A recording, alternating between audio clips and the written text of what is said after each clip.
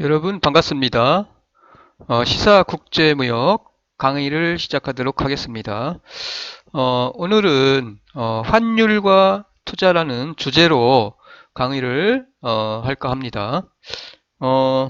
환율 여러분 다 이미 2, 3학년 때 외환론이나 혹은 국제금융론에서 이 환율에 대해서 이미 학습을 했을 거로 생각이 드는데 어, 최소한 우리가 상대를 해서 공부를 한 학생이라면은 기본적으로 알아야 할 거라고 생각을 해요. 이 환율이라는 것은 가장 기본적인 거죠.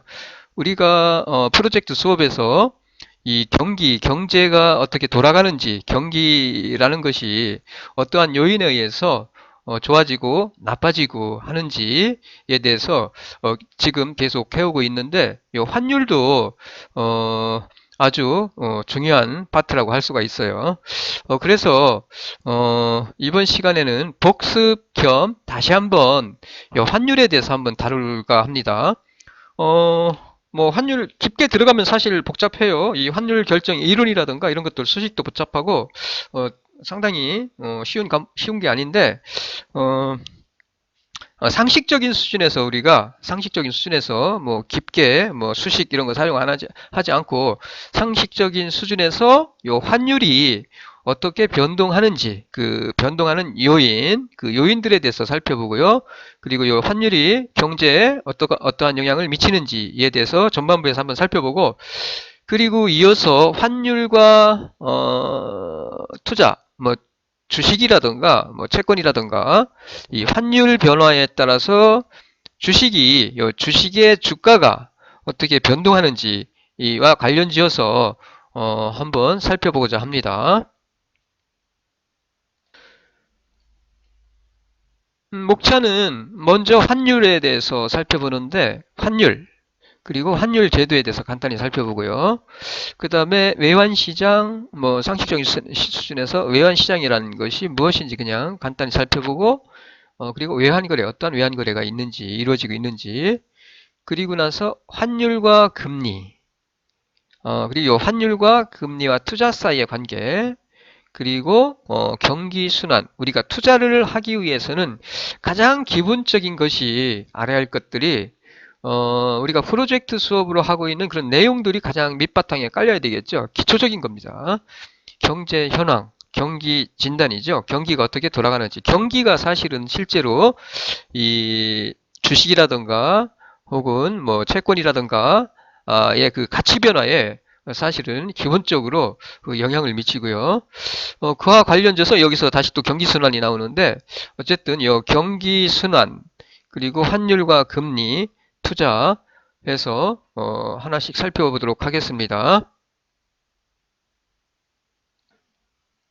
먼저 이 환율 및 환율제도.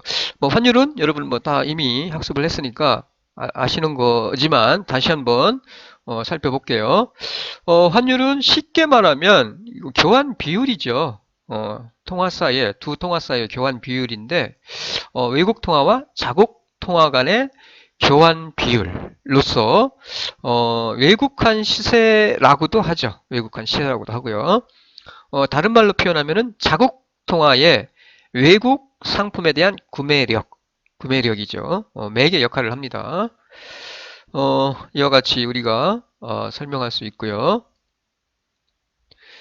그리고 두 번째는 표시 방법입니다. 이건 다 상식적인 수준에서 이미 다 알고 있는 거지만, 첫 번째 자국화 표시 환율, 자국 통화 표시 환율, 자국화 표시 환율. 직접 표시 방법이죠. 이게 자국화로 표시를 하는 거야, 환율을. 예, 직접 표시 방법이라고 그래요, 이거를. 쉽게 예를 들면 우리가 일반적으로 1달러에 1 US 달러에 950원. 지금은 1000원대죠. 1000원, 1100원째 정도 안 되나요? 1140원 정도 되는 것 같은데. 이렇게 기준이 외국 통화죠. 자, 외국 통화를 자국 통화로 표시해서 나타내는 거죠. 자, 외국 통화 한 단위를 구입을 할 때 필요한 자국 통화의 크기죠. 크기로 표시하는 환율을 자국화 표시 환율, 직접 표시 환율이라고 합니다. 우리나라나 세계 주요 국가들이 이 방법을 채택을 하고 있어요. 주요 국가들, 대부분의 나라들은 이와 같이 직접 표시 환율, 즉 자국화 표시 환율을 사용을 합니다. 그 다음에 이와 반대로 간접 표시 환율이 있죠. 간접 표시 환율. 요거는 외화로 표시하는 거예요. 환율을 표시할 때 예를 들어서 1호주 달러가 1호주 달러가 0.6240 미국 달러로 이렇게 표시하는 거죠. 자국통화 한 단위를 자국통화 한 단위예요. 호주의 자국통화 한 단위를 달러로 표시하는 거죠. 외국 통화로. 자국통화 한 단위를 팔 때 받을 수 있는 외국 통화의 크기로 표시하는 거죠. 1원에 이 경우 만약에 간접으로 표시하면은 1원은 얼마가 될까요? 1원은 1 한국 원. 1원은 표시하면은 이 경우 위의 경우는 950분의 1 US 달러가 되겠죠. 이렇게. 요게 바로 간접 외국 통화로 표시하는 거죠. 이렇게 자국통화 한 단위를. 요게 바로 간접 표시 환율이고요. 요 간접 표시 환율을 사용하는 나라들이 몇 개 있습니다. 외화로 표시하는 거죠. 자국 통화를 기준으로 해서 한 단위를 기준으로 해서 환율을 표시할 때 달러로 이와 같이 표시를 합니다. 미국은 뭐 당연한 거고요. 미국 자국 통화로 미국. 그다음에 영국입니다. 영국. 그다음에 유럽, 호주, 뉴질랜드 등에서 이 방법을 사용을 해요. 간접 표시 환율로 사용을 합니다. 그리고 크기가 표시된 한 단위의 통화를 기준통화, 한 단위의 통화를 기준통화 혹은 기축통화라고 그래요. 일반적으로 이 기축통화는 뭐 기본적으로 국제통화이면서 기축통화는 달러라고 할 수가 있겠죠. 요 크기가 표시된 한 단위의 통화를 기준통화 혹은 기축통화라고 부르고요. 환율의 상승, 하락 또는 일반적으로 외화를 매입을 하거나 매도를 할 때 이 기축통화가 기준이 됩니다. 기축통화가 우리가 외화를 매입을 할 때 달러를 매입할 때 이 달러가 기준이 되죠. 일반적으로 1달러 얼마 이런 때. 그리고 환율이 올랐다 내렸다 라고 우리가 표현을 할 때 환율이 올랐다라는 얘기는 1달러에 예를 들어서 950원에서 1100원으로 환율 상승 1100에서 950 이렇게 일반적으로 환율이 상승했네 했네 라고 할 때 그때 기준이 되는 통화가 바로 기축통화죠. 기축통화. 그리고 일반적으로 이 기축통화는 외화를 매입을 하거나 혹은 매도할 때 기준이 됩니다. 매도 혹은 매입을 할 때 외화 매입 외화 매매의 기준이 돼요. 이 기축통화는 키커런시는 기준통화 뭐 기축통화라고 합니다. 일반적으로 기준통화 기축통화죠.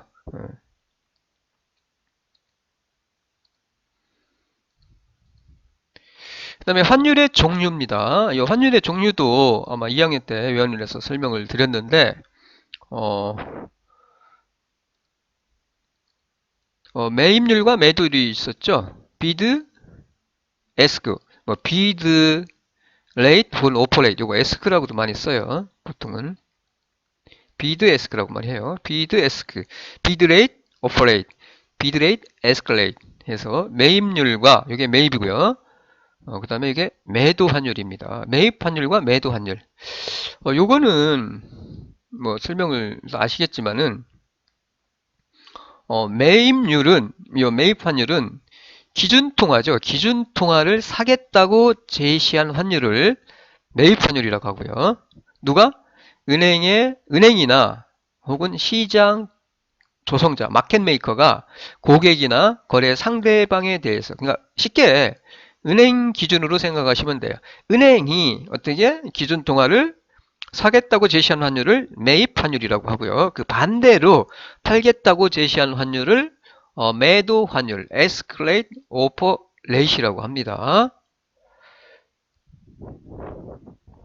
따라서 은행이나 시장 조성자의 거래 상대방, 기업이나 기업이나 우리가 되겠죠. 우리들 고객들, 기업이나 일반 고객들이에요.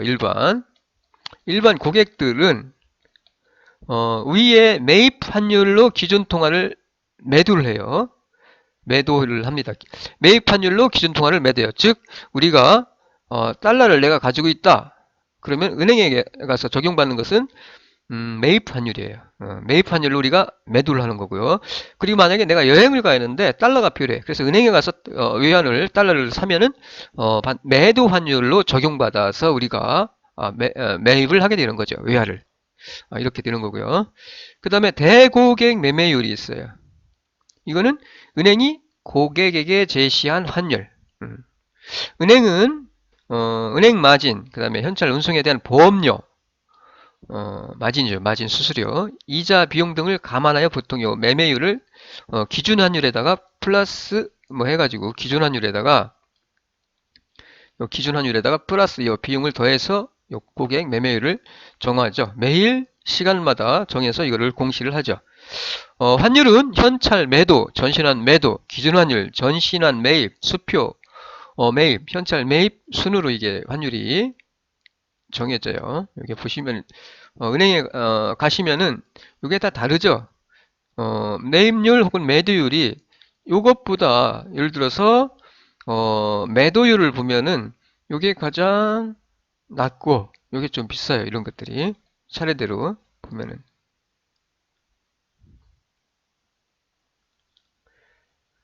요 기준환율이 기준이죠. 이렇게 해서 전신환 매도, 그러니까 우리가 만약에 매입을 할 때 현찰이 가장 비쌉니다. 매입할 때. 그리고 우리가 오히려 달러를 은행에 가지고 갔을 때 요 기준환율 중심으로 해서 여기가 점점 더 비싸지는 거고 싸지는 거죠. 이거는 우리가 팔 때는 요게 가장 비싸고 우리가 은행에 파는 거니까 요게 가장 비싸고요.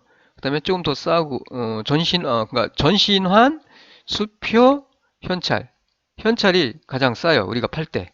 여기는 이쪽으로 갈수록 은행이 파는 거니까 이쪽으로 갈수록 더 이게 비싸고요. 이게 크고요. 뭐 은행에 가서 보시면은 이게 그대로 나와 있을 거예요. 이렇게 보통 나와 있어요. 보면 현찰, 송금은 보통 전신환이니까 전신으로 가는 거기 때문에 요게 달라요. 환율의 종류에서 보시면은 실제로 은행에서 가시면은 수표가 나와 있죠. 이건 여행자 수표고 트래블 책. 현찰. 자, 팔 때. 사실 때 우리가 살 때니까 은행의 매도율입니다. 이게 은행의 매도율. 은행 기준이니까. 보세요. 우리가 외국에서 돈을 붙여 봤잖아요. 그때죠. 보세요. 이게 현찰이 가장 은행이 파는 거죠. 이건 은행이 파는 거. 그다음에 수표도 파는 거 봅시다. 파는 거. 우리가 팔 때죠. 팔 때. 현찰. 자, 보세요. 송금이 훨씬 비싸요. 1달러 1104원인데 여기는 1달러 송금은 1113원이에요. 송금이 더 많이 받아요. 환전할 때 우리가. 은행이 요거는 우리가 팔 때 매입하는 거죠. 매입. 싸죠. 이게 더 비싸요. 송금이 더. 그러니까 외국에다가 현금을 내가 직접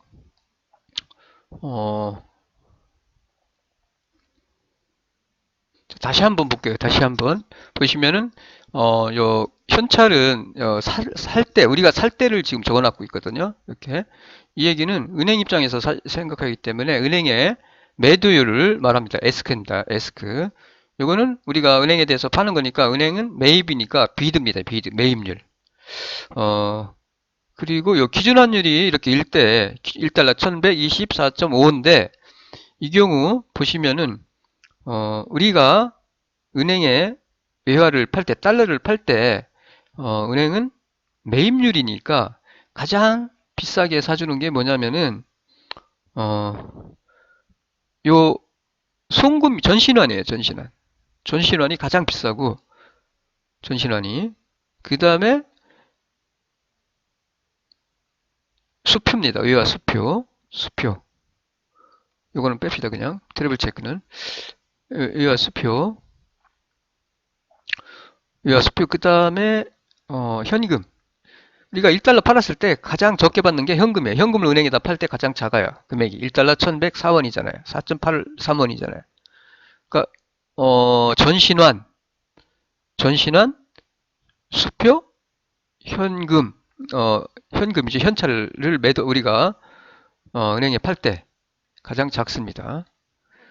그리고 우리가 현찰을 살 때는 은행은 매도율이죠. 송금과 현찰 보세요. 1달러에 우리가 현금 살 때 현찰로 사는 게 가장 비싸요. 비쌉니다. 보세요.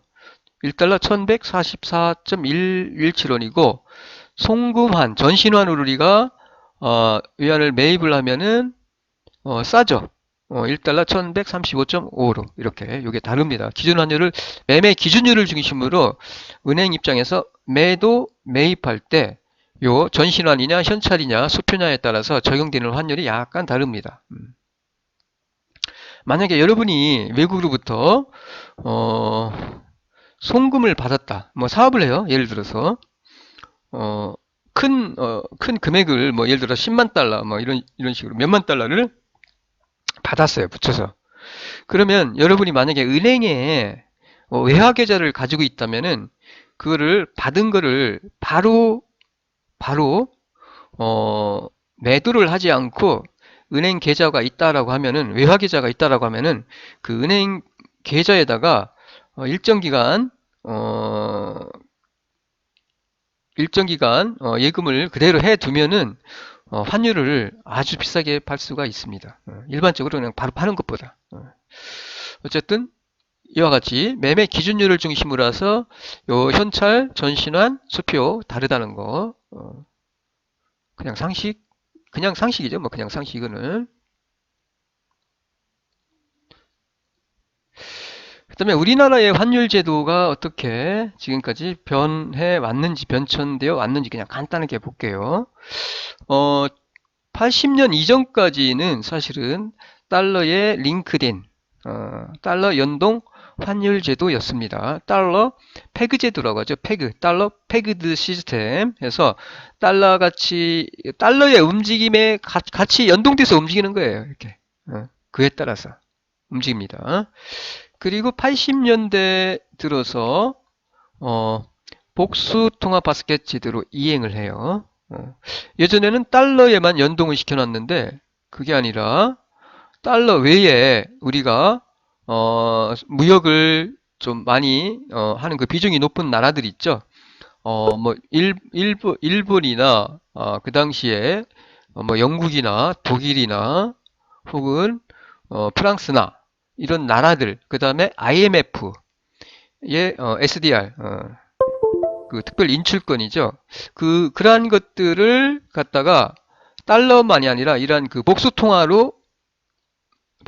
바스켓을 구성을 해서 환율을 그 비중에 따라서 무역이라든가 이런 어떤 비중에 따라서 가중치를 둬서 복수 바스켓이니까 이 바스켓 안에다가 달러만이 아니라 여러 가지 통화를 뭐 엔이나 일본 엔이나 유로 마르크나 혹은 파운드나 이런 것들 넣어놓고 이걸 갖다가 가중치를 둡니다. 그 나라 통화에 대해서 그 가중치 가중치를 둘 때는 무역량으로도 할 수 있고요. 어쨌든 그런 가중치를 두어서 환율을 갖다가 정하는 제도가 이거 바로 복수 통화 바스켓 제도죠. 그러면은 달러의 움직임에 의해서 원 환율이 크게 움직일 수 있는데 요 복수 통화로 하다 보니까 이 환율의 안전성을 좀 기할 수가 있죠. 왜 그러냐면은 이 안에서 어떤 통화는 환율이 올라가고 어떤 통화는 환율이 내려가고 뭐 하겠죠. 이게 다 나눠지니까, 이게 좀 상세가 되다 보니까 환율의 그 안정성을 기할 수 있는 그런, 제도라고 요구할 수가 있겠죠. 복수통화 바스켓 제도는. 그리고 90년대 들어서 91년부터, 시장 평균 환율 제도로 이행을 합니다. 시장에서 거래된 그 외화의 양에 대해서 가중치를 두어서 환율을 정하는 거예요. 시장 평균 환율. 그러니까 시장에서 매매된 그 매매, 수요와 공급에 의해서 결정되는 거죠. 그러니까. 시장 평균 환율 제도는. 그런데 이때 완전한 시장 평균 환율 제도가 아니라, 이 변동합니다. 물론 수요와 공급에 의해서 요 변동하는 거니까 변동 환율 제도예요. 이거는 바로 시장 평균 환율 제도라는 것은 여기에다가 제한을 뒀어요. 하루 움직일 수 있는 그 오르고 내리는 폭을 갖다가 요 폭을 제한을 두었습니다. 요 폭을 오르내리는 폭을. 그러니까 완전한 시장 평균 환율 제도는 아니죠. 그 정해둔 폭 안에서 움직일 수 있도록 했다는 거죠. 그러니까 요게 바로 시장 평균 환율 제도, 즉 관리 변동 환율 제도라고 할 수가 있겠어요. 그리고 우리가 97년에 IMF 위기를 맞으면서 그 당시에 이 일일 변동 폭을 점점점 확대를 시켜갑니다. 점점점 이거를. 근데 결국 이 금융위기를 맞으면서 완전한 IMF의 권고에 의해서 완전한 시장 평균 환율 제도, 즉 자유 변동 환율 제도로 이행을 합니다. 그러면서 하루에 변동하는 그 폭도 철폐를 했고요. 그래서 이와 같이 우리나라의 그 대략적인 환율 제도의 변천을 보면은 달러 연동, 달러 패그드 시스템에서 시작해서 복수 통화 바스켓 제도, 그 다음에 90년대 들어서 시장 평균 환율 제도, 관리 변동, 일일 변동 폭을 두는 시장 평균 환율 제도로 였고요. 그리고 IMF 위기를 계기로 해서 완전한 시장 평균 환율 제도, 자유 변동 환율 제도로 이행을 해왔고요. 현재는 요 자유 변동 환율 제도다라는 거, 우리나라의 환율 제도는 뭐야? 자유 변동 환율 제도다라고 생각을 하시면 되겠습니다. 자, 변동 환율 제도 하에서는 그러면 환율이 어떻게 이게 결정이 되는지 시장에서 결정이 돼요. 시장에서. 한번 예를 가지고 한번 볼게요. 그러니까 기준 환율을 시장 평균 환율이죠. 이 기준 환율이 어떻게 이루어지는지 기준 환율이에요. 기준 환율. 기준 환율은 은행 간의 외환 거래 시장인 달러 원 시장. 은행 간 시장에서 달러가 외환이 거래가 되는데, 이때 달러 원 시장에서 거래한 현물환, 그 달러 은행 간에 이 달러 원이 거래가 이루어져요. 그때 그 거래한 현물환 거래 환율, 현물환이 거래가 되죠. 현물환이에요. 현물환 거래 환율을 달러화의 달러화의 거래 금액을 가중치로 둡니다. 요거를 요거예요. 요거 달러 금액, 요거를 가중치로 둬요. 달러의 거래 금액을 가중치로 해서 가중 평균한 시장 환율이에요. 쉽게 은행 간 거래가 이렇게 4건 있었다고 합시다. 4개 은행 사이에, A은행의 경우 뭐 1은행, 2은행, 3은행, 간단하게 그냥 은행 간 거래가 이렇게 이루어졌어요. 그때 거래된 환율이에요. 환율. 이게 요 1은행에서 거래한 그 환율, 2은행에서 거래한 은행 간 환율, 3은행이 거래한 그 환율, 4은행이 거래한 환율이 있겠죠. 그때 요 거래 금액 있잖아요. 거래 금액이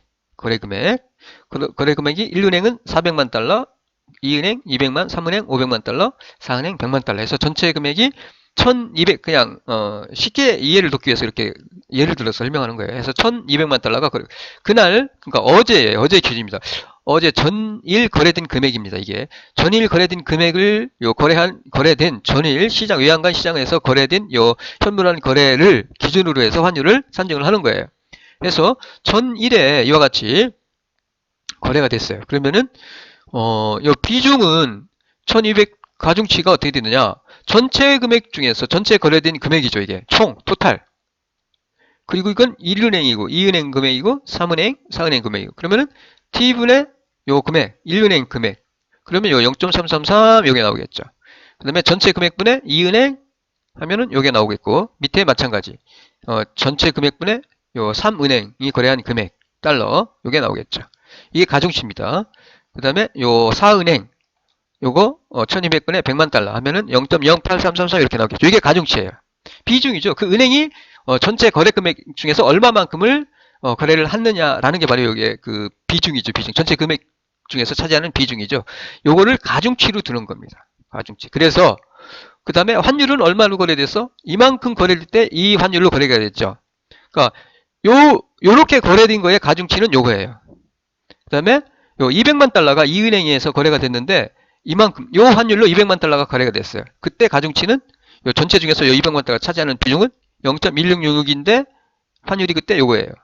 이런 식으로 요 거래된 환율에다가 요 가중치를 곱해줘요. 요거를. 요것도 마찬가지. 요거 곱해주고 세 번째, 네 번째도 똑같아요. 해서 요거를 곱해주고 그리고 쫙 더하면은 뭐예요? 환율이죠, 환율. 이렇게. 그거예요. 다른 게 아니라. 요게 아니라 여 밑에 거네. 환율이죠, 환율. 그겁니다, 요게. 요게 그 방법입니다. 요게 가중치. 보세요. 거래한 달러원 시장에서 거래한 현물한 거래 환율을 달러화의 거래 금액을 가중치로 가중평균한 환율이 바로 요 시장 환율, 기준 환율이 되는 거죠. 기준 환율. 시장 환율이 정해져요. 이와 같이. 시장에서의 거래, 수요와 공급에 의해서 이와 같이 요 가격이 외화의 가격이 정해지는 거예요. 정해지는 거예요. 이렇게 정해지는 겁니다. 근데 쉽게 이렇게 원칙은 이건데 요 방법인데 간단한 방법은 원화 금액이 있죠. 요 환율로 요 거래된 달러 금액이니까 요 곱하면 원화 금액이 나올 거 아니에요. 요거 전부 다 더한 게 요거. 요게 F죠, F. 요게 F입니다. 요게 F. 그 다음에 요거는 달러 금액이죠, 달러 금액. 전부 다 거래된 달러 금액 한 거. 자, 그러면은 우리가 이때 환율을 자, 그럼 1달러에 얼마로 계산됐지라고 생각하면은 어떻게 해요? 원화 금액을 요 달러로 나눠주면은 1달러 얼마로 거래됐는지 알 수 있죠. 1달러 얼마로. 이렇게 해도 되고, 이렇게 해도 돼요. 예를 들어서 내가, 핸드폰을, 핸드폰을 갖다가 사는데, 100대를 삽니다. 100대를. 100대를 사서, 이제, 매도를 하는데, 내가, 1대당 얼마에 샀는지 그 평균 가격을 내려면은, 예를 들어서 100대를 사는데, 핸드폰 한 대에, 어떤 건 80만원, 어떤 건 90만원, 어떤 건 100만원, 어떤 건 70만원. 그러면은 전체, 원화 금액을 갖다가 더해서, 핸드폰 대수로 나눠주면은, 핸드폰 대수, 100대를 샀어요. 그러면 100으로 전체 원화 금액 나눠주면은 한 대에 얼마로 샀는지 그 평균을 낼 수 있잖아요. 그거 똑같은 거예요. 똑같은 겁니다. 거래가 이렇게 됐는데 원화의 전체 금액이고 요거는 달러의 거래 금액이고 해서 요 원화 전체 금액을 요 달러로 나눠주면은 1달러 얼마 평균 요 달러 가격을 우리가 계산할 수 있는 거죠. 이게 바로 결국 이게 가중 평균한 거하고 똑같은 거예요. 이거 같아요.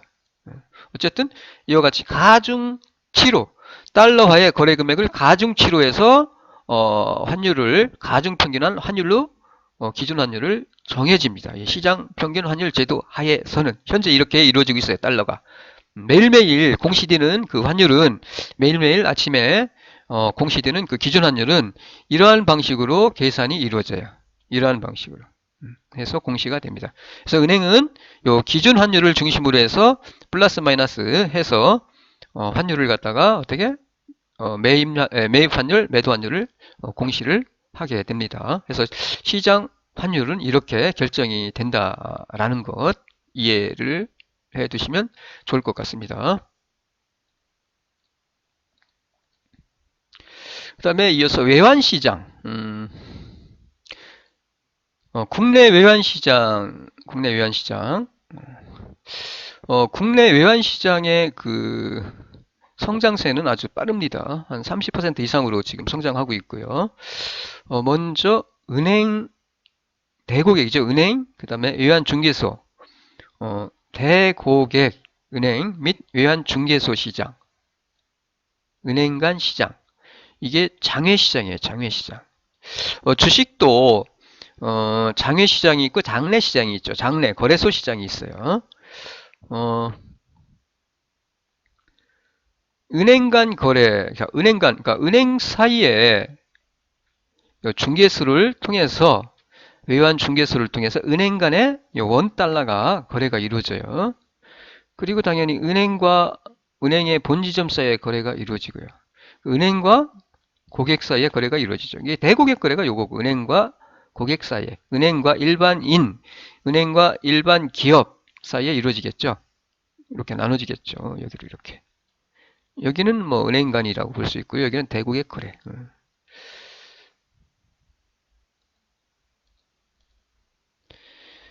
그 다음에 거래소 시장이 있습니다. 거래소 시장. 장내 시장이죠. 주식으로 말하면 주식 거래소입니다. 마찬가지로 이것도 거래소를 통해서 거래가 이루어져요. 외화가. 통화, 선물 거래 이런 것들. 그러니까 거래소 시장입니다. 거래소. 하루 평균 약 1만 계약 거래량으로 기관 투자가들이 대부분 거래를 하고 있어요. 기관 투자가들이 요 선물 회사, 일반 고객들은 당연히 선물 회사를 통해서 거래소에 참가를 할 수 있고요. 주식과는 다릅니다. 주식 거래소는 일반인도 참가할 수 있죠. 회원이 아니면은 요 거래소에 이 외환시장에서는 요 선물 회사, 요 거래소에 회원만이 거래에 참여할 수 있기 때문에 일반 고객들은 직접 참여를 못하고 선물 회사를 통해서 간접적으로 참가를 할 수가 있습니다. 당연히 거래소에서 거래가 이루어지기 때문에 정형화되어 있습니다. 그 거래되는 금액들이라든가 단위라든가 이런 것들이 전부 다 표준화, 정형화되어 있어요. 뭐 거래를 하려면은 증거금이 있어야 되고요. 그 다음에 유지증거금도 있어야 되고 이런 것들. 일본 엔화 같은 경우는 한 계약이 500만 엔이고 커요. 500만 엔이니까. 그 다음에 유로도 5만 유로. 그렇고요. 이런 식으로 정해져 있어요. 이와 같이 통화 선물이 거래소에서 이렇게 거래가 이루어집니다. 이와 같이. 매도 호가, 매수 호가 뭐 이렇게 돼 있죠. 뭐 결제, 거래량 뭐 해가지고. 그래서 장내 시장 앞에서 본 거는 대고객과 은행 간은 장내 시장이고요. 장외 시장이고 그 다음에 요 거래소에서도 이와 같이 이루어지고 있어요. 거래가. 그 다음에 이제 국제 외환 시장입니다. 앞에는 국내 외환 시장이었어요. 이건 국내 외환 시장에는 장내 시장과 이와 같이 장외 시장과 은행 간과 대고객 거래죠. 그 다음에 국내 외환 시장에서 거래소 시장 이렇게 거래가 이루어지고 있습니다. 그리고 이제 국제 외환 시장이죠. 국제 외환 시장은 원화가 개재되지 않는 그런 외국 통화사의 거래가 이루어지는 시장입니다. 국제 외환 시장은 보통 달러, 일본엔, 유로, 그 다음에 달러 뭐 이런 식으로 거래가 이루어지고 혹은 뭐 유로, 파운드, 뭐 달러, 파운드 이런 것들 그래서 요 통화들 사이에서 이루어지는 시장이 바로 국제 외환 시장이에요. 자, 국제 외환 시장은 자국의 규제나 이런 것들이 법규가 미치지 못하는 그런 시장입니다. 국내에도 만약에 우리나라 국내입니다. 지지적으로 국내에도 외환 시장이 존재할 수가 있어요. 국내지만 우리나라의 법규가 어떤 규제라든가 이런 것들이 미치지 못하는 그런 외환 시장이 있을 수 있어요. 뭐 태국에 있잖아요. 태국이라든가. 해서 이와 같이 외국 통화들 사이에 거래가 이루어지는 시장, 국제 외환 시장. 대부분의 국제 외환 시장에서 상당한 그 거래가 이루어지고 있는 규모의 그 외화가 거래가 이루어지고 있는데 대부분이 어떻게 실수 거래가 아닙니다. 서비스나 재화의 무역과 관련이 없는 일반적인 금융 거래에 의해서 이 거래가 이루어져요. 주요 국제 외환 시장은 런던, 뭐 뉴욕, 동경, 그다음에 뭐 싱가포르 뭐 이런 것들이 있겠죠. 그리고 요 국제 외환 시장은 24시간 오픈돼 있어요. 이 장이 열리고 닫히는 폐장하는 그 시간이 이게 겹치기 때문에 24시간 요 순서대로 계속 연결이 돼요. 호주와 일본이 요 열리는 시간이 겹치고요. 동경과 홍콩 마찬가지고 이것도 열리고 닫히는 시간이 겹칩니다. 이것도 마찬가지로 시간이 겹치기 때문에 열리고 닫히는 이게 겹치기 때문에 24시간 거래할 수 있어요. 열려 있다는 얘기죠. 외환시장은, 국제외환시장은. 그리고 국내 시장의 환율과 결합하여 N1, 그 다음에 유로, 원 등의 기타 통화의 원화 환율이 이 크로스 환율이죠. 크로스 환율에 의해서 원화와 다른 통화들 사이에 환율이 결정이 됩니다. 요 원달러 환율이죠. 원달러 환율과 결합을 해서 국내의 원달러 환율과 결합해서 이러한 그 일본 엔이나 원이나 유로나 이런 통화 사이에 환율이 결정이 됩니다. 이와 같이 24시간 열립니다. 열려요. 24시간 해가 지지 않는 시장, 국제 외환시장. 그 거래 규모를 나타낸 건데 이와 같이 시간이죠. 시간. 쫙 세계 표준시로 해서 이게 이게 유럽 시장이 오픈 열리고 아시아가 이제 이게 겹칩니다. 그러면 열리면서 아시아 시장이 다시 이제 아시아 시장이 아웃이죠. 폐장이죠. 그러면서 이때 런던이 다시 들어오죠. 이 겹치는 거죠. 겹치고 런던이 들어오다 여기서 이제 런던이 이 중간에 미국이 들어오고요. 런던이 다시 폐장하고 그 다음에 나가면서 여기서 다시 이제 뉴질랜드 그 다음에 도쿄가 다시 들어가는 거죠. 그래서 이와 같이 이게 시간이 열리고 닫히는 시간이 연결이 되기 때문에 24시간 열려 있는 시장이 바로 국제 외환 시장이고요. 요 시간대로 보면 이때 가장 많이 거래가 이루어집니다. 거래가. 그러니까 아시아가 열려 있는 시간. 나가면서 미국이 들어오죠. 런던이 들어옵니다. 런던 들어오고 미국이 들어와요. 아시아가 닫히면서 런던과 미국이 들어오죠. 요 시간. 그러면서 런던이 들어오면서 이게 늘어나죠. 보시면은. 그다음에 유럽이 들어오면서 아시아랑 겹치면서 이게 늘어나고 이와 같이 거래가. 자, 그러면 환율의 변동 요인에 대해서 이미 뭐 여러분 다 학습한 내용이지만 다시 한번 이 상식적인 수준에서 우리가 기본적으로 알아야 할 내용이기 때문에 환율은 너무나 중요합니다. 특히 무역을 하는 사람, 기업을 하는 사람, 수출입을 하는 사람, 그리고 국가도 이 환율에 의해서 국가의 경제, 기업의 어떤 재무세 상태 혹은 개인 등이 아주 큰 영향을 받기 때문에 밀접하게 환율과 관련이 되어 있기 때문에 경제는 혹은 기업은 개인은 따라서 기본적인 상식적인 수준에서 우리가 알아야 할 내용 다시 한번 복습을 해보도록 하겠습니다. 환율은 수요와 공급이죠. 앞에서 우리가 수요와 공급에 의해서 환율이 결정이 된다는 것을 자유변동 환율 제도 하에서 설명을 드렸고요. 그래서 환율은 수요와 공급이라는 시장의 가격 메커니즘에 의해서 결정이 됩니다. 앞에서 우리가 자유변동 환율 제도 하에서 거래되는 달러의 가격이 있고 그 거래량에 의해서 가중치를 두어서 환율이 결정이 된다라는 것을 한번 살펴봤는데 이와 같이 환율은 기본적으로 수요와 공급에 의해서 결정이 돼요. 근데 이 수요와 공급에 의해서 결정이 되는데 수요나 혹은 공급에 영향을 미치는 여러 가지 요인들이 있습니다. 여러 가지 요인들이 있어요. 그런데 이 두 가지 통화가 관련이 돼 있다는 점에서 국가의 경제 여건이 반영이 됩니다. 국가의 경제 여건이 아주 반영이 돼요. 이게 가장 크죠. 경제 여건이 반영이 돼서 환율이 요게 반영이 되면서 수요와 공급이 변하겠죠. 수급이 변합니다. 수요와 공급이 영향을 받아요. 경제 여건에 의해서. 요게 바뀌니까 수급이 바뀌면 수급에 의해서 환율이 다시 움직이겠죠. 그런 얘기입니다. 해서 경제 여건이 반영이 돼요. 다시 말해서 한 나라의 경제력은 통화 가치에 아주 큰 영향을 미칩니다. 그리고 간접적으로 요 환율은 결정이 되는데 그 통화량이나 물가 상승률이나 금리나 국제 수지 이런 것들이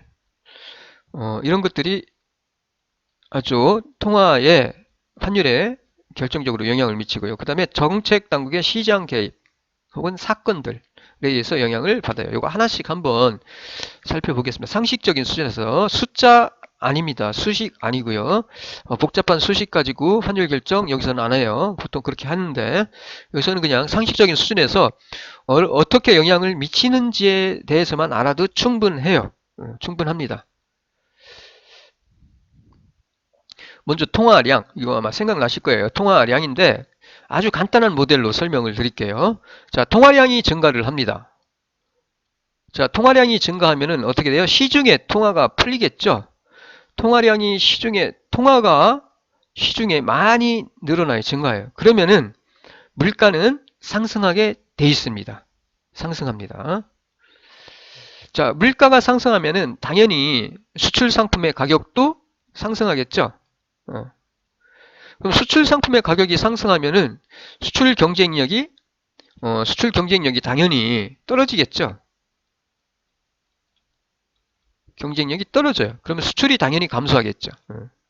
우리나라 상품의 가격이 오르니까 수입하는 사람은 어떻게 더 싼 것으로부터 그 매입을 갖다 매입 수처를 바꾸겠죠. 그러니까 수출이 어쨌든 가격이 오르니까 수출은 줄어들겠죠. 수출이 감소해요. 그러면 수출이 감소하면은 외환 시장에서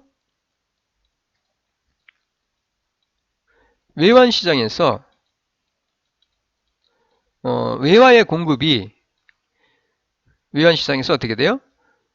외화의 공급이 어떻게 줄어들겠죠. 줄어들어요.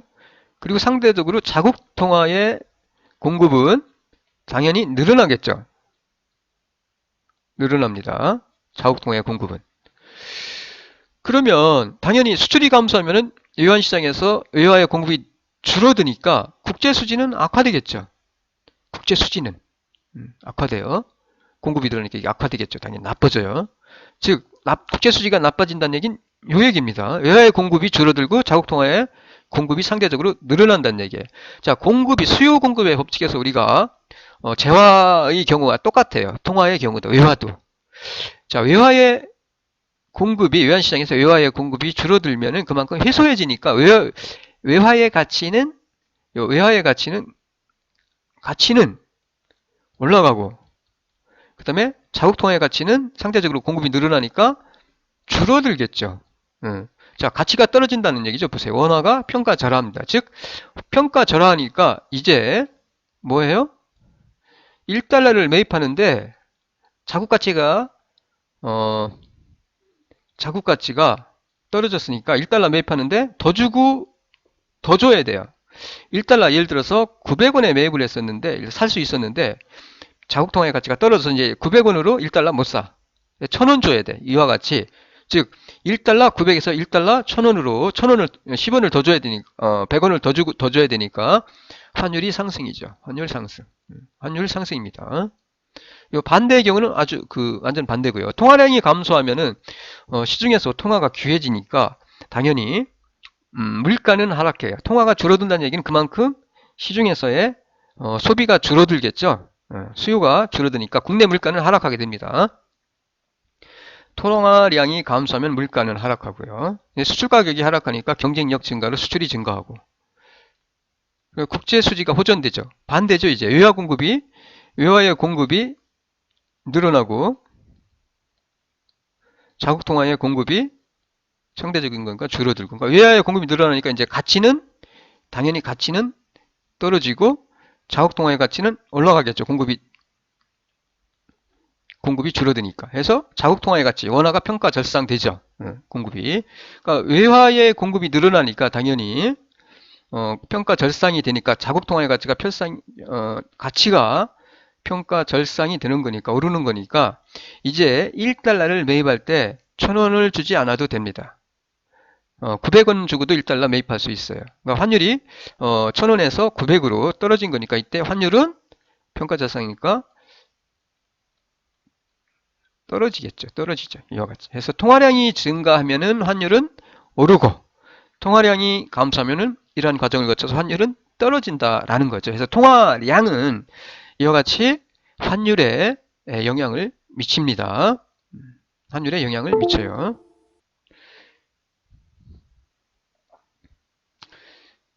그 다음에 두 번째가 물가 상승률이에요. 물가는 아주 중요합니다.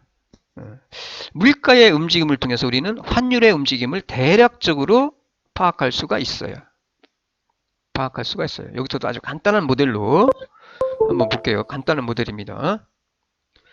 자, 자국의 물가 상승률이 외국의 물가 상승률보다 훨씬 커요.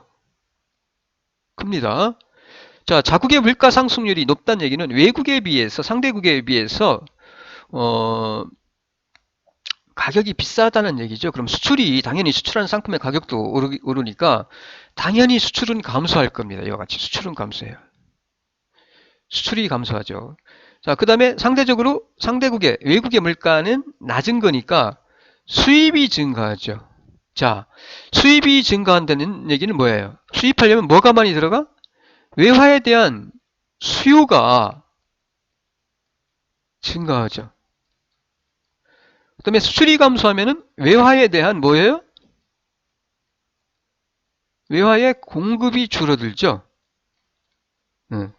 자, 어떤 재화의 수요가 증가하면, 소비가 증가하면 가격은 오르죠. 외화의 가치는 수요가 오르니까 외화 가치는 오르겠죠. 가치가. 공급이 줄어들면은 해소해지니까 당연히 외화의 가치도 오르겠죠. 해소해지니까. 공급이 줄어드니까 시장에서. 자, 외화의 수요가 증가하니까 외화의 가치 오르고, 외화의 공급이 줄어드니까 외화의 가치가 오르고, 상대적인 자국 통화의 가치는 상대적으로 자국 통화의 공급은 늘어나는 거잖아요. 상대적으로 자국 통화의 공급은 늘어나는 거니까 요 가치는 떨어지죠. 자국 통화의 가치는 떨어집니다. 자국 통화의 가치가 떨어지고 외국 통화의 가치가 오르니까 어떻게? 당연히 1달러를 매입할 때 이제 900원으로 매입을 못하고 1달러 1000원, 1200원을 주고 매입해야 돼. 즉 환율이 상승하게 되겠죠. 이와 같이. 이러한 요인에 의해서. 자, 환율이 상승해요.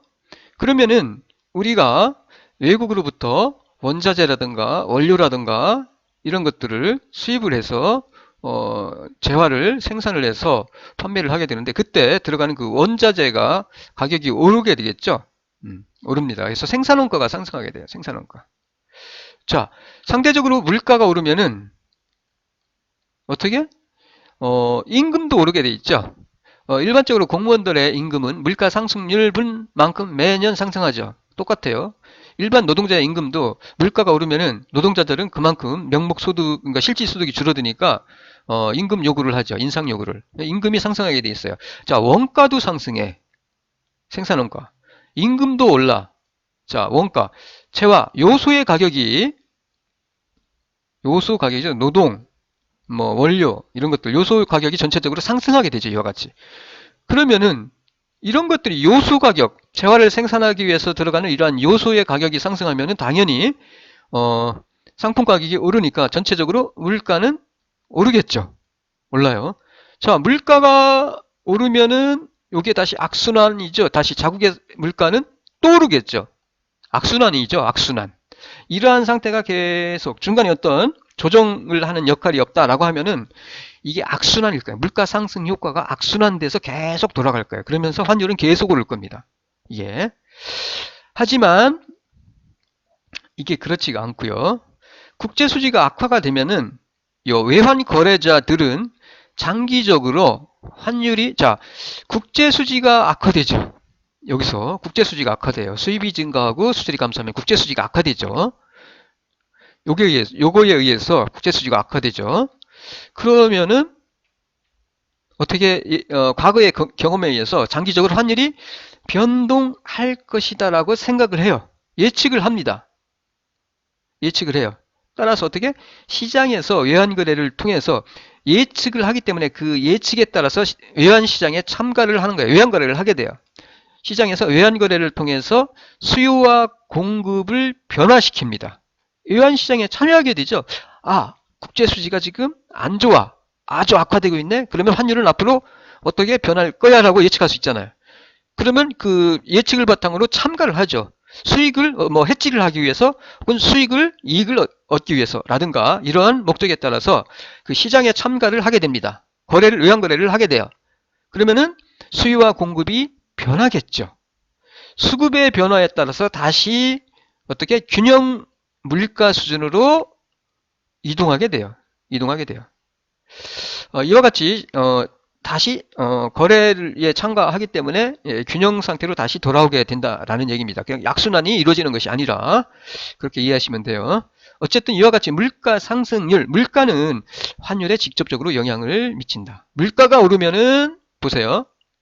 상대국에 비해서 크면, 즉 물가가 쉽게 말해서 물가가 상승하면은 물가 상승률이 상승하면은 환율도 오른다. 이렇게 이해를 하시면 될 것 같아요. 일반적으로 장기적인 환율의 움직임은 양국의 요 물가 상승률의 차이를 반영하여 결정이 돼요. 환율의 움직임은 양국의 물가 상승률 차이만큼 변하게 되어 있습니다. 그렇게 움직여요. 장기적으로 봤어요. 중장기적이에요. 중장기적으로 봤을 때. 단기적인 게 아니에요. 중장기적입니다. 중장기적으로 보면은 요 물가는 환율에 아주 큰 영향을 미친다라고 이해를 하시면 될 것 같아요. 실제로 요 사례를 보여드릴게요. 자, 환율과 요 물가 상승률 추이를 요 실제 데이터를 90년부터 2002년까지 가져온 건데 환율과 물가의 상승률 추이를 나타냅니다. 보시면은 요게 바로 소비자 물가 상승률이에요. 이게 전년 대비 상승률이죠. 이게 소비자 물가 상승률. 그 다음에 그 밑에 게 환율이에요. 환율. $1 환율. 자, 우리가 언제 이행을 했죠? 97년도, 그러니까 대략적으로 이 시기부터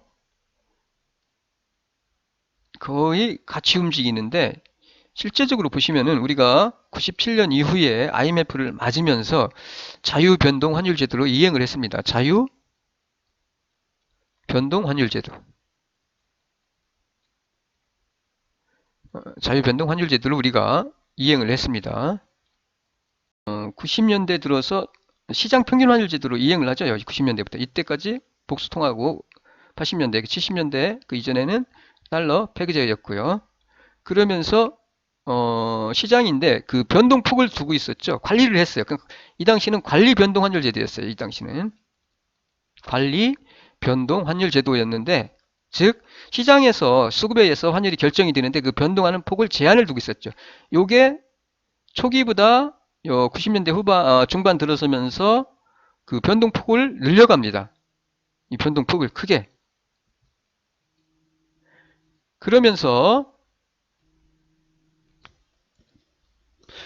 다시 말씀드리면은 90년대, 80년대는 복수통화 바스켓 제도였고요. 80년대 이전, 70년대는 달러 연동제였는데 여기는 복수통화였고 그리고 91년 이후에 97년까지는 시장 평균 환율 제도였어요. 근데 관리 쉽게 말하면 시장 평균 환율 제도인데 그 일일 변동폭을 이게 그 변하는 폭을 정해두고 있었죠.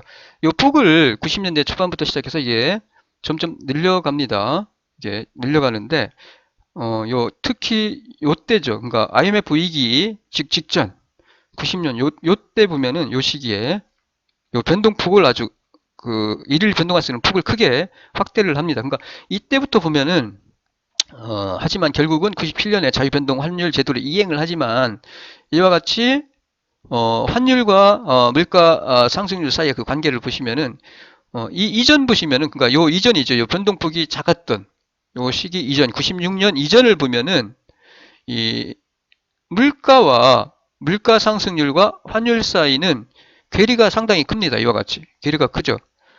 따로 놀죠. 보면은 이렇게. 그런데 요 자유 변동 환율 제도로 이행한 이후를 보시면은 같이 움직이다는 걸 알 수 있어요. 같이 움직이죠. 그러면 우리가 환율의 어떤 방향을 예측을 할 때 아주 그 환율과 물가 상승률 사이의 그 관계로부터 요 관계를 통해서 우리가 유용하게 요 관계를 활용할 수 있다는 얘기입니다.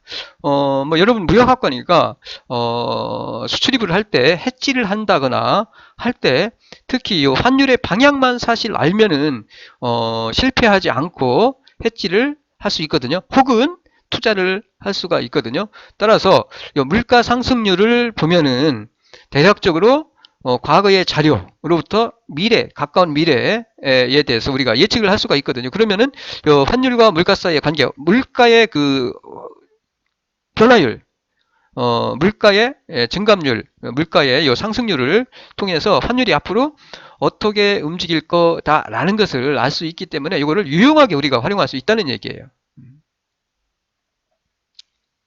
그래서 환율과 물가는 아주 밀접한 관계에 있다. 같이 움직인다. 이렇게 이해를 하시면 돼요. 상식적으로 그냥. 그 다음에 세 번째가 금리입니다. 금리는, 요 금리는, 금리도 마찬가지로 환율에 영향을 미치는데, 이거는 아주 간단하게 설명을 드리면은,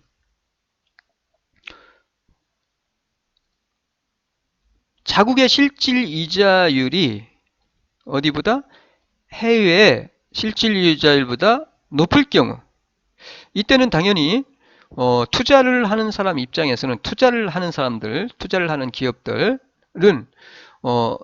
이익이 높은 쪽으로 요 자금은 움직이게 되어 있습니다. 네, 그러면은 당연히 우리나라의 이자율이 해외 실질 이자율보다 높으니까 외국 자본이 국내로 유입이 되겠죠. 자, 자본이 유입이 되면은 유입이 돼서 바로 그냥 외화가 투자가 되는 것이 아니라 원화로 바꿔서 투자를 하게 되죠. 자, 자본이 유입이 되면은 자국 통화의 수요가 증가합니다. 수요가 증가하는 재화, 수요가 증가하는 통화의 가치는 오르게 되죠. 통화의 가치에 따라서 이렇게 환율이 하락하게 되고요. 자, 반대로 우리 자국의 우리나라의 실질 이자율보다 해외의 실질 이자율이 높아. 들어왔는데 투자로 들어왔어.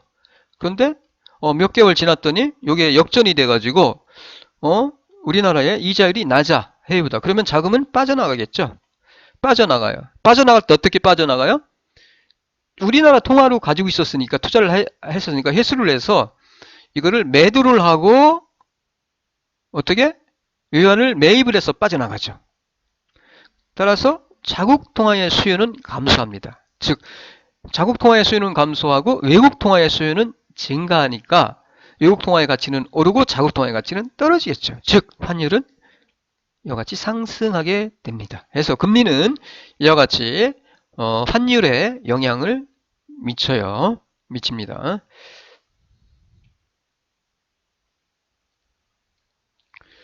그다음에 네 번째로요. 뭐 국제 수지는 사실 아까 그 물가 할 때 나온 거 생각하시면 되기 때문에 뭐 따로 설명할 필요는 없을 것 같은데 그래도 그냥 국제 수지가 어쨌든 국제 수지의 움직임을 보면은 물가의 움직임, 국제 수지의 움직임 그것이 경제 지표를 우리가 항상 확인을 할 수가 있는데 통계청이나 한국무역협회나 한국은행이나 등등을 통해서 물가의 움직임, 국제수지의 움직임 이런 것들을 우리가 확인할 수 있잖아요. 그러면은 이런 걸 통해서 앞으로 환율이 어떻게 움직일 거다라는 것을 대략적으로 예측이 가능하다는 얘기죠. 그래서 국제수지가 악화되면은 당연히 국제수지가 악화된다는 얘기는 외화의 공급은 줄어들고 자국 통화의 공급은 상대적인 거니까 늘어난다는 얘기입니다. 이게 외화 공급이 줄어드니까 그럼 공급이 줄어드는 해소해지는 통화의 가치는 오르고 공급이 늘어나는 풍부해지는 통화 가치는 통화의 가치는 이게 하락이죠. 가치죠. 이제 공급은 줄어들고 공급은 늘어나니까 이제 요 가치는 통화의 가치는 요 외화는 오르고 자국 통화의 가치는 떨어지죠. 즉 떨어집니다. 자국 통화의 가치가 떨어지니까 이제 1달러를 매입할 때 더 주고 사야 되죠. 1달러 900이 아니라 1000원, 1100원 이런 식으로 해서 환율이 상승하게 됐죠. 당연히 환율이 상승하면 수출 단가 환율이 상승하죠. 그러면은 환율이 상승하면은 가격 경쟁력이 이제 올라가니까 수출 단가가 떨어지니까 수출이 늘어나죠. 외국인 입장에서 봤을 때 교환율이 바뀌잖아요. 교환율이 1달러로 이제 매입을 할 때, 한국의 재화를 매입을 할 때 1달러로 900이 아니라 100원만치 더 살 수, 1달러로 1000원어치를 더 살 수 있으니까 당연히 이 수출 단가가 상승한 효과죠. 그러니까 외국인 입장에서는 요 자국이 우리나라가 수출하는 수출 상품의 단가가 내려온 것과 똑같은 효과를 발휘하니까 수출은 증가하겠죠. 수출은 환율이 올라가면. 근데 대신에 환율이 올라가면은 수입 단가는 올라요. 이제 1달러 매입할 때 1달러치 외화 그 수입 재화를 매입할 때 1달러치 매입할 때 900원이면 되는데 이제 1000원을 줘야 되니까 어떻게? 수입 단가는 올라요. 그럼 수입이 줄어들죠. 자, 수출은 늘어나고 수입은 줄어들고. 그럼 수출이 늘어나면 외화의 공급은 늘어나죠. 늘어납니다. 그 다음에 수입이 감소하니까 당연히 외화의 수요가 줄어드니까 어떻게? 무역 수지가 개선이 되죠. 그래서 환율이 균형을 이루게 된다는 얘기죠. 다시. 그래서 국제 수지는 원화 수급에 직접적인 영향을 미쳐요. 이와 같이 국제 수지는 원화 수급에 직접적으로 영향을 미쳐요. 이와 같이 수요와 공급에. 그래서 환율 변동에서 아주 중요한 요인으로 작용을 합니다. IMF 위기 이전에 보시면은 국제 수지의 변화를 보면은 국제 수지가 아주 나쁜 상태로 전개되고 있었다는 것을 우리가 확인할 수 있어요.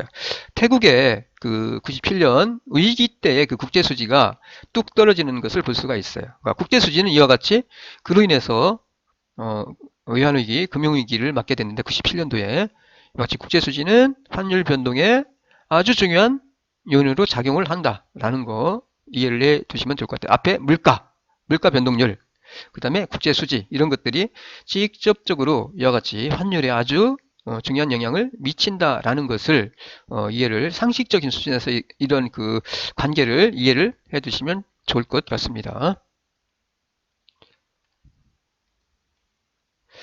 그 다음에 이와 같이 뭐 물가, 통화량, 물가, 그 다음에 뭐 금리, 그 다음에 국제수지에 대해서 설명을 드렸고요. 그리고 요 중앙은행의 개입도 당연히 환율에 직접적으로 영향을 미쳐요. 외환의 수요와 공급에 직접적으로 영향을 미치니까 중앙은행의 시장 개입은 환율에 영향을 미치죠. 따라서 요 환율 변동에 상당한 영향을 미치게 되는데 오히려 이러한 그 중앙은행의 개입은 부정적인 요인을 제공할 수도 있어요. 그래서 아주 신중해야 합니다. 어쨌든 시장 개입은 수급에 영향을 미치고 환율에 영향을 미쳐요. 하지만 부정적인 어떤 요인으로 작용할 수 있기 때문에 신중해야 된다. 이 정도 아시면 될 것 같아요. 자, 앞에서 환율에 영향을 미치는 그런 요인들에 대해서 설명을 드렸고요. 그리고 이 환율 변동 요인들을 몇 가지 다른 것도 추가해서 정리를 하면은 장단기예요. 장단기로 정리를 하면은 경상수지, 중기적인 요인이죠. 경상수지, 국제수지라고 보시면 돼요. 경상수지. 거시경제죠. 이거는 자본의 유출입, 경상유지. 자본의 유출입은 당연히 이자율과 관계 있고요. 혹은 뭐 투자 이런 거 관계 있고요. 그 다음에 장기적으로는 물가죠. 물가 수준. 상대 국가의 물가 수준, 해외와의 물가 수준. 자국의 물가 수준이 해외에 비해서 그 상대적인 거. 그 다음에 생산성의 변화라든가 이런 것도 생각할 수 있어요. 혹은 뭐 교육 조건의 변화라든가 이런 것도 장기적으로는 영향을 미칠 수 있다. 환율의 변동에. 그리고 단기적으로는 뭐 시장의 기대죠. 혹은 뭐 경제 지표, 그 다음에 각종 뉴스, 뭐 주변국의 환율, 그 다음에 포지션의 변동 이런 것들, 의화표시 부채라든가 의화표시 자산이라든가 이 변동이죠. 변동 이런 것들이 단기적으로 환율에 영향을 미칩니다. 자, 그러면 이와 같이 환율은 여러 가지 요인에 의해서 영향을 받고 움직이게 되는데 이 환율이 경제에 어떻게 영향을 미치냐라는 것을 아주 간단하게 그냥 상식적인 수준에서 한번 살펴봅시다. 환율이 상승하거나 하락하면은 이게 환율이 상승해도 긍정적, 부정적인 효과가 발생하고요. 환율이 하락해도 긍정적인 효과, 부정적인 효과가 발생합니다. 혼재해 있어요, 이게. 자, 환율이 하락할 때 한번 볼게요. 원화 절상될 때죠. 원화가 자국 통화의 가치가 오를 때, 환율이 하락할 때. 자국 통화의 가치가 오른다는 얘기는 자국에서 수출하는 상품은 자국 통화로 표시가 되기 때문에 가격이 오르는 거죠. 수출 상품의 가격이 오른다고 볼 수 있어요. 따라서 수출 상품의 가격이 오르니까 수출이 감소해요. 수출에서 보시면 그러면은 수출의 채산성은 악화되죠. 당연히. 대신에 자국 통화의 가치가 오르니까 이제 외국으로부터 수입하는 재화를 혹은 원료를 싸게 수입할 수가 있으니까 수입이 증가합니다. 수입이 증가해요. 수입이 증가합니다. 자국 가치가 올랐으니까 이제 1달러어치 수입할 때 더 안 줘도 돼요. 덜 주고 수입할 수 있어요. 수입이 증가해요. 이렇게. 근데 국내 물가는 원자재가 수입해오는 상품의 가격이 내려가니까 생산 요소의 가격이 떨어지고 그리고 기타 소비재 같은 경우도 싼 물건이 외국에서 수입이 되니까 물가의 그 안정을 가져올 수 있어요. 원자재 가격이 하락하니까. 그리고 외채 상환할 때 원화 환산한 외채는 감소하겠죠. 1달러에 1,000원일 때와 1달러에 뭐 1억 달러의 외채가 있어. 쉽게 그냥 1억 달러. 그러면은 1달러 1,000원인데 환율이 1,000원에 1달러 1,000원에서 900원으로 떨어졌어. 그러면은 1억 원을 갚으려면은 1,000억 원이 필요했는데 이제 환율이 떨어져서 자국 통화의 가치가 올라서 900원으로 1억 달러 매입해서 상환할 수 있으니까 원화로 환산한 외채는 감소하겠죠. 환율이 하락할 때는. 대신에 환율이 상승할 때는 반대죠. 환율이 상승하면은 원화 가치가 떨어진 거죠. 원화 가치가. 이제 1달러 1,000원이었는데 1달러 900인데 1달러 900으로 올랐어요. 이 교환비율이 바뀌는 거죠. 1대9에서 1대10으로. 외국 입장에서는 이제 더 많이 살 수 있어요. 1달러로. 그러니까 우리나라가 수출하는 상품의 가격은 떨어진 거예요. 그래서 수출이 증가하겠죠. 수출 상품의 가격이 떨어지니까. 수출 채산성은 좋아지겠죠. 대신에 수입은 감소합니다. 왜? 1달러치를 수입할 때 900원이면 수입할 수 있었는데 이제 환율이 상승해서 자국통화의 가치가 떨어져서 900원이 아니라 1,000원을 줘야 1달러치를 이제 4월 매일 수입해 올 수가 있어요. 수입 상품의 가격이 상승한 효과죠. 수입이 감소합니다. 국내 물가는 물가 상승이죠. 왜? 원자재 가격이 오르니까. 수입할 때 수입하는 상품의 가격, 원자재 가격이 올랐으니까 그만큼 국내 물가의 그 상승분만큼 반영이 되니까 국내 물가는 상승하겠죠. 그 다음에 외채도 증가합니다. 왜? 자, 1억 달러 부채를 가지고 있는데 환율이 900원일 때는 900억 원이면 1억 달러 매입해서 상환할 수가 있는데 이제 100원이 올라서 1000억 원, 100억 원을 더 주고 100억 원을 더 줘야 1억 달러를 매입할 수가 있어요. 그래서 1000억 원으로 매입을 해야 되니까 이와 같이 외차, 원화로 환산한 외채는 증가죠.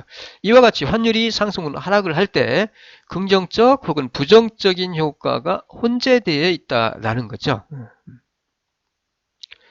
이거는 부정적인 거고요. 환율이 상승했을 때 수출이 증가하니까 이건 긍정적인 효과고 이건 부정적인 효과고 물가 상승 별로 안 좋은 거죠. 이것도 물가가 안정이 돼야 됩니다. 그러니까 부정적인 긍정적인 효과들이 이와 같이 혼재되어 있다라고 할 수 있어요. 그러니까 이와 같이 환율이 상승한다고 해서 전부 다 부정적인 게 아니고 또 긍정적인 게 아니라는 얘기예요. 이와 같이 환율 상승 혹은 하락이 긍정적인 효과 혹은 부정적인 효과가 있다, 발생한다라는 거죠. 그래서 환율이 경제에 미치는 효과, 이 정도 우리가 알면 될 것 같아요. 그 다음에 요 환율과 금리와 요거는 다음 시간에 하도록 하겠습니다. 시간이 많이 지났네. 그래서 요거는 다음 시간에 이어서 환율과 주가 사이의 관계, 그 경기순환, 투자 관련해서 요거 알아볼게요. 오늘은 그 환율에 대해서만 알아봤습니다. 기본적인 환율에 대해서 알아봤고, 그다음에 환율에 영향을 미치는 그 요인들, 뭐 통화량의 증감, 물가 상승률의 차이, 외국과의 차이, 그다음에 금리 차이, 실질금리죠, 실질금리의 차이, 그다음에 뭐가 있었습니까? 금리가 있었고, 그다음에 국제 수지, 뭐 경상수지 이런 게 있었고요. 그리고 중앙정부의 외환시장의 개입이죠. 그리고 기타 등등등 뭐 뉴스라든가 여러 가지 요인들이 있었어요. 그런 것들이 있다. 아까 기본적인 그런 요인들만 알아도 특히 물가와 국제수지 이런 움직임이 만 알아도 대략적으로 앞으로 환율이 어떻게 움직일 거다라는 것을 예측할 수가 있어요. 자, 움직임, 방향을 알면은 해지를 할 수 있고, 방향을 알면은 투자를 통해서 우리가 이익을 얻을 수 있다라는 얘기죠. 중요한 것들, 이런 상식적인 수준에서 여러분이 요 정도만 알아도 충분하다라고 말씀을 드릴 수가 있습니다. 자, 오늘은 여기까지 할게요. 수고 많았습니다. 마칠게요.